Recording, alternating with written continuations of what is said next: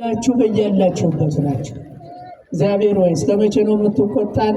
እስከ መቼ ነው የምትቆጣቸው አሉ መላእክቱ። እስከ መቼ ነው የማትምራቸው? እስከ መቼ ድረስ ነው ይህችን ሀገር ይቅር የማትላት ብለው ጠይቀዋል። እኛም ዛሬ ይሄ ጥያቄያችን ይሁን። እስከ መቼ ድረስ ነው ሁልጊዜ መርዶ የምንሰማው? ሁልጊዜ ልቅሶ የምንሰማው? ሁልጊዜ እንባ የምናየው? እስከ መቼ ድረስ ነው? እግዚአብሔር ሆይ ተመለስልን፣ ልቡናችን መልስልን። የተመሪዎቹን ልቡና ወደ የራሳቸው ወደ አእምሯቸው እንዲመለስ አድርግ። እስከ መቼ ነው? እስከ መቼ ነው? ወነዴ የሁላችን ልቅሶ፣ የሁላችን ጩኸት፣ የሁላችን ሀሳብ ጸሎት መሆን አለበት። ዳንኤል ይህንን ነው ያሳሰብ።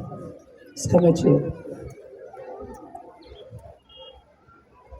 እንደኛ እንደ ጸሎታችን አይደለም። ደግሞ በምህረትህ የምህረት ፊትህን መልስ፣ የምህረት አይኖችን መልስ።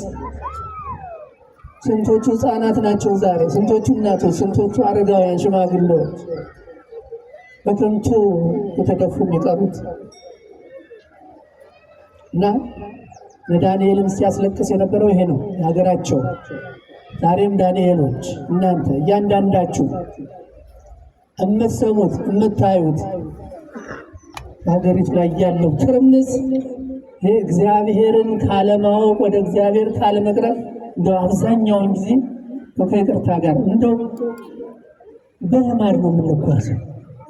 ልማድ፣ ጸሎታችን ልማድ፣ አምልኮታችን ልማድ፣ ስጦታችንም እንደ ልማድ እየሆነ ነው። ስጦታው ጥሩ ነው፣ እግዚአብሔር ይመለከታል። ግን ልቦናችን ይመለስ፣ ከእሱ ጋር ይገናኝ፣ የንስሐ ሕይወት ይኑረን።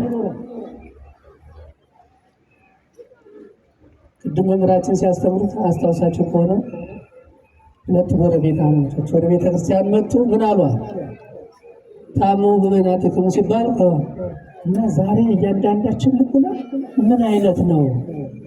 ይቅርታ አድርጎ ነው ወይ? ጌታችን መድኃኒታችን ኢየሱስ ክርስቶስ መባህን በምታቀርብ ጊዜ ከወንድም ጋር ተጣላኸው ካለ ያስቀየምከው ካለ ትዝ ያለህ ነገር ካለ መባህን ከደጀ ሰላሙ አስቀምጠህ ሄደህ መጀመሪያ ይቅርታ ጠይቀህ ተመልሰህ ወደ እግዚአብሔር አቅርብ።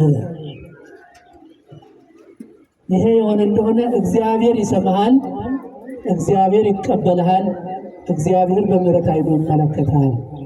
ያለዚያ እንመለስን። ስንት ሰዎች ናቸው ያስቀየሙ?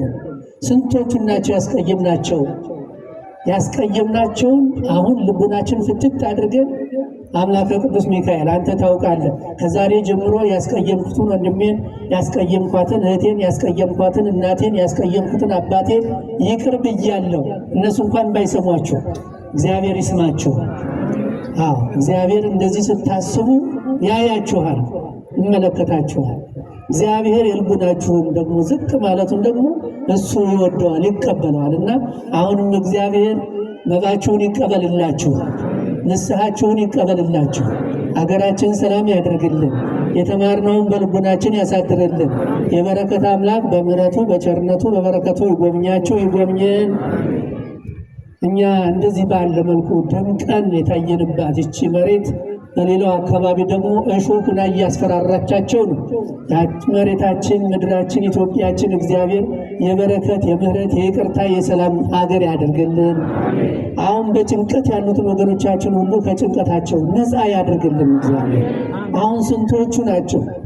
እኔ የምኖረው ገጠር ነው፣ በረሃ ብዙዎቻችሁ ታውቁታላችሁ። ምዕራብ ጎንደር ሲባል የሱዳን ድንበር ነው እና በዚያ መካከል ላይ ደግሞ የኛው አብሮ ለስንት ሺህ ዘመን አብሮ የኖረ ህዝብ በቅርብ ጊዜ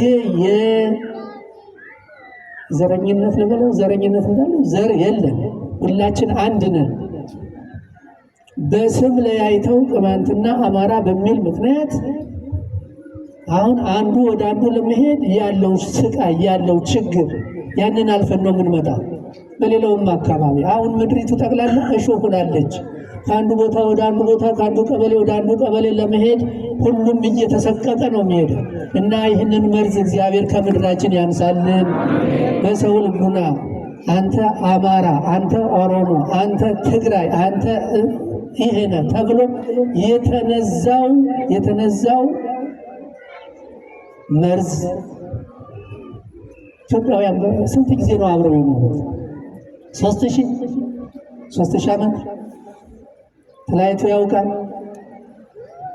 ይሄ መጥፎ በሽታ ነው። እግዚአብሔር አገራችን ወደ ቀደመ ክብሯ ይመልስልን። እኛንም በሰማነው ቃል በተማርነው ትምህርት ሕይወታችን ተለውጦ ከእግዚአብሔር ጋር ሆነን የወደቁትን እንድናነሳቸው፣ የደከሙትን እንደግፋቸው፣ ያዘኑትን እንድናጽናናቸው እግዚአብሔር ልቡናችን ያነሳሳለን። አንዱ አንዱን የመግፋት የመገፋፋት የመግደል የመገዳደሉን ክፉ መንፈስ ከምድራችን ያረቅልን። የምሕረት አምላክ ምሕረቱን ይላክልን። ሰላሙን ቸርነቱን ያሰማን። በዓሉን የበረከት በዓል ያደርግልን።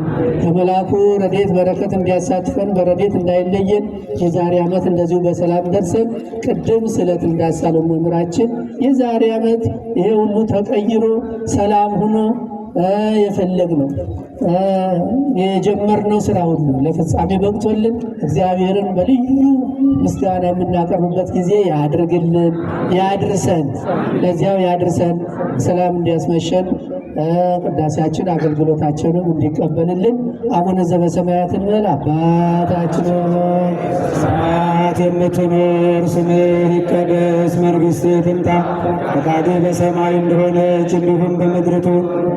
የዕለት እንጀራችንን ስጠን ዛሬ፣ በደላችንን ሁሉ ይቅር በለን እኛም የበደሉንን ሁሉ ይቅር እንደምንል፣ አቤቱ ወደ ፈተና አታግባን ከክፉ ሁሉ አድነን እንጂ መንግሥት ያንተ ናትና ኃይል፣ ክብር፣ ምስጋና ለዘላለሙ አሜን።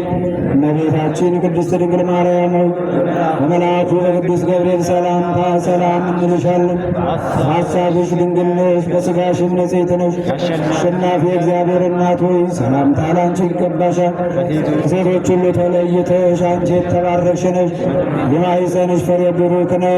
ጸጋን የተመላሽ ድንግል ሆይ ደስ ይበልሽ፣ ልዑል እግዚአብሔር ከአንቺ ጋር ነውና ከተወዳጁ ልጅሽ ከጌታችን ከመድኃኒታችን ከኢየሱስ ክርስቶስ ዘንድ ይቅርታና ምሕረት ለምኝልን ኃጢአታችንን ሁሉ ያስተሰርይልን ዘንድ ለዘላለሙ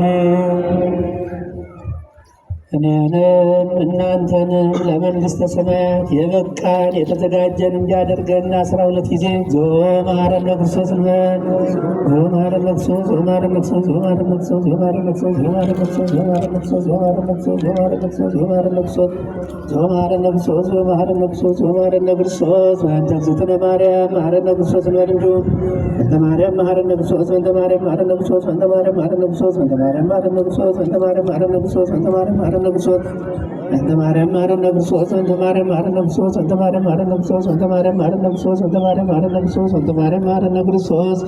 ኦ እግዚእ ኢየሱስ ክርስቶስ ሥረይ ኃጢአቴ በኃጢአተ ኩሉ ሕዝብ ከማይሠራ ኃጢአት እግዚአብሔር ይፍታ። እግዚአብሔር ከሁላችን ጋር ይሁን።